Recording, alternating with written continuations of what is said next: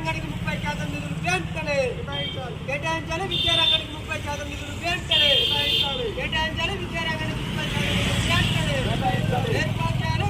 కొత్తగూడెం జిల్లాలో గిరిజన యూనివర్సిటీని వెంటనే ఏర్పాటు చేయాలి. కొత్తగూడెం జిల్లా జనరల్ యూనివర్సిటీని వెంటనే ఏర్పాటు చేయాలి. BDSUPYL జిందాబాద్ జిందాబాద్. BDSUPYL జిందాబాద్ జిందాబాద్. పరిష్కరించాలి హాస్టల్ సమస్యలు వెంటనే పరిష్కరించాలి. హాస్టల్ సమస్యలు వెంటనే పరిష్కరించాలి. హాస్టల్ సమస్యలు వెంటనే పరిష్కరించాలి. BDSUPYL జిందాబాద్ జిందాబాద్ జిందాబాద్ జిందాబాద్. BDSU జిందాబాద్.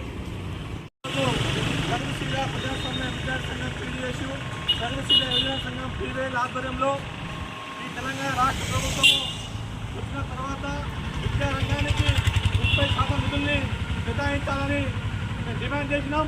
కాంగ్రెస్ పార్టీ అధికారంలో రాకముందు వాళ్ళ మేనిఫెస్టోలో 15% విద్యారంగా నిధులు కేటాయిస్తామని మేనిఫెస్టో చెప్పింది.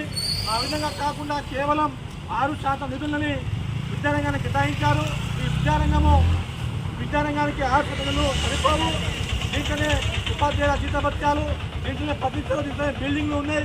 ఈ విధంగా విద్యారంగం నిధులు కేటాయిస్తే భవిష్యత్తులో విద్యారంగానికి చాలా తీవ్రంగా నష్టం జరుగుతూ ఉన్నది. కాబట్టి వెంటనే ప్రభుత్వం ఆలోచన చేసి విద్యారంగానికి 30% నిధులు కేటాయించాల్సిందిగా ప్రగతిశీల యువజన సంఘం PVL తరఫున డిమాండ్ చేస్తూ ఉన్నాం.